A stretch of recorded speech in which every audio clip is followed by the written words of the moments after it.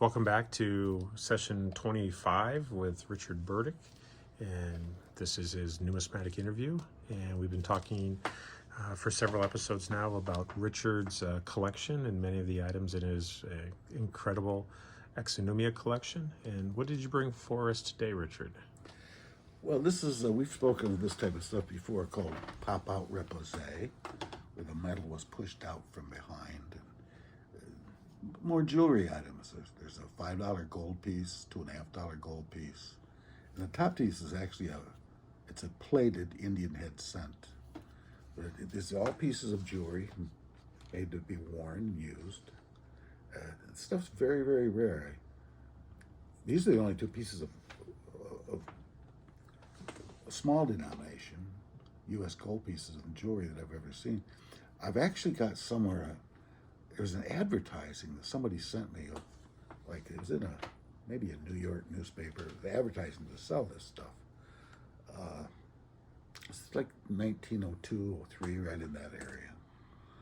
But I don't know that much about this stuff. It's just stuff I've run into along the way, and it's so rare you hardly ever get an opportunity to see it, let alone you don't know what exists. You don't know what's out there until you see it. And often you don't know the history. It's hard to explain, but if it's interesting and it has to do with coins, I might buy it. It's just whatever hits my fancy that day. And I've got another piece here this is a bracelet, again made out of seeded dimes. They've been engraved and enameled. To find that combination on one bracelet is quite rare, actually. But these were worn as a bangly bracelet, probably all through the 1890s, up until World War I. This started going out of fashion. But I've owned many of these coin bracelets over the years, and this is the best one I remember. That's why I've saved this one. All on seated dimes, all enameled and engraved. That's really amazing. Let's go ahead and put that back on there for you. Let me do it. So it was quite an art for people to be able to engrave things, but like that. But this next item kind of makes it seem like there might be a lot more people doing it. Well, it takes a very skilled eye and hand to be able to do this kind of engraving. They had to learn it somewhere, so they went to engraving school. And I happen to have a piece here that this guy went to a jeweler's school in Chicago. Why don't you read this off of here? Jeweler's School of Letters Engraving, or Jeweler's School of Letter Engraving. And it looks like he wrote all different styles and blocks. There's pictorials of things on there, pictures of things. Is there a train? That's very interesting. Looks to be a silver card. Has a house scene with a sailboat on the other side. This was a calling card, so he could walk into a place that maybe a jeweler's, where he could show his work. This is the kind of work I can do. This is the quality of work that I can do. And a guy could, this is extraordinarily good work, and this is how he could possibly get a job. Wow, very nice. Now, was this piece engraved also here? Yeah, this is a modern piece. Let me take it out of here.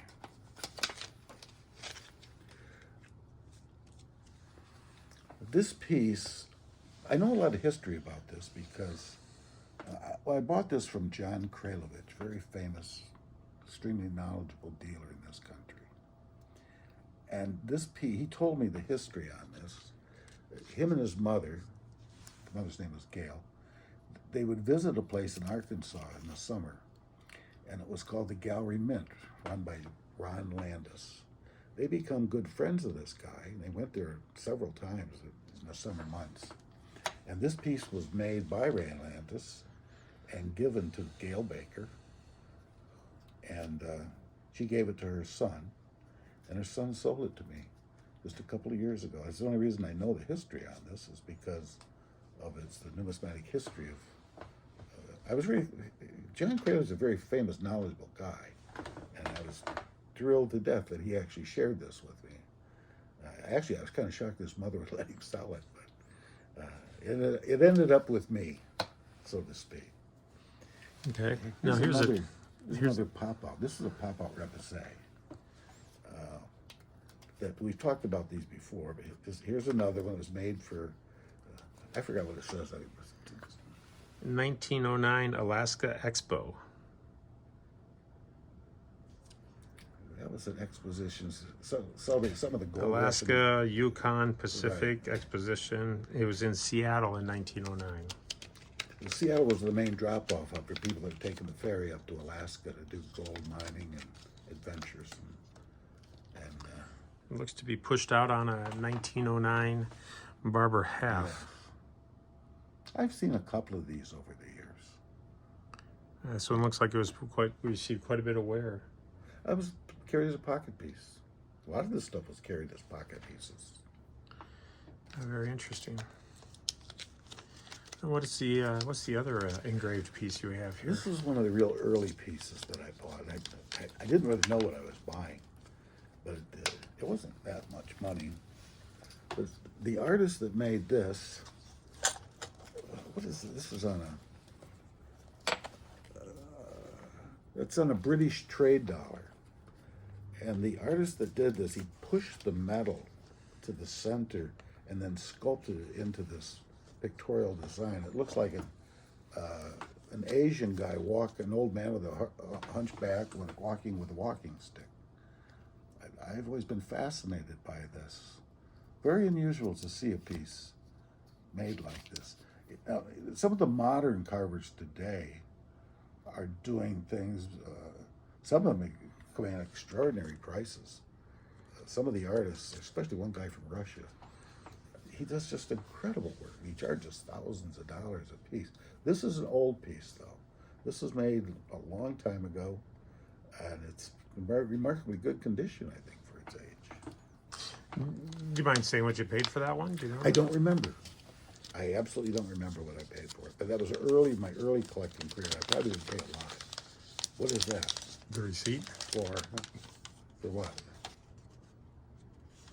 Ooh. For your Morgan dollar. Oh, I paid a lot of money for that. Yeah. What was that? That's the receipt from for the Ron Landis piece. I get that story. Yeah. That's mixed up with, what's the other one? Yeah. Wait a minute. No, that's fine. We're gonna continue on. But there's another piece. That came from the people in New Jersey. Yeah. But there's another famous piece I got that could have came from New Jersey. Now, the Morgan piece, I know that came from New Jersey. Okay. But so many things. There's so many coins and so many So much collectibles time. and so much And time. the older I get, the less I know. Yeah. Well, let's talk about something here. We got a little bit of time left. Let's talk about something that's kind of a scourge in the industry right now, and that's counterfeits. Oh, counterfeit paper money, yes. Yeah. So you have these books here. This is. Want to tell a little bit about what these are? Well, back around the time of the Civil War, paper money was just becoming. People didn't like paper money much, but during the Civil War, there was a shortage on silver coin. You couldn't get change, so they started making fractional currency, and the federal government started making paper money. And there was a guy named Laban Heath that wrote a series of books that would let you know what the real ones are supposed to look like, show you the type of engraving, and you could, if you had a bill that you thought may be counterfeit, you could compare it to some of the pictures in here to see if it was genuine. And that's basically what these books existed for. Usually when you find these books, the paper money has been removed. But this one's in quite good condition. In fact, I think that one might be signed. This one here is Laban Heath. Laban Heath. Laban Heath, counterfeit money. He's showing you the techniques that they use to print it, so you can tell Look the real inside ones. the front cover. That might be the one. There was one of these that were signed.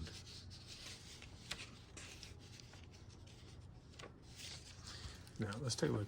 Now this one is much larger than that first one. Yeah, this is a special edition made for banks. I have one here signed by the artist, but it must be one we didn't pick up. Go ahead and show everybody this one. Yeah, this is called the Banker's Edition.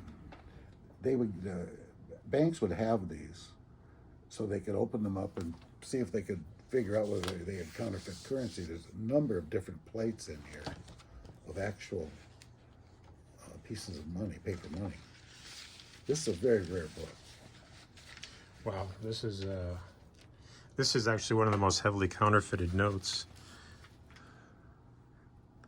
There's several hundred counterfeits known and very few real notes known on the $50 legal tender. Have you ever seen the notes be cut out and try to pass? I'm not an expert in currency. I've never collected currency. Well, I collect it and spend it. But I have very little knowledge of paper money. I just thought this was an interesting item, and it has it's part of numismatic history. So I made an excuse to put it in my collection. Wow. This is the only one of these I've ever seen. I've talked to other people that have seen a few of these. I guess they're occasionally around. Wow. I know that they're much, much rarer than these small editions.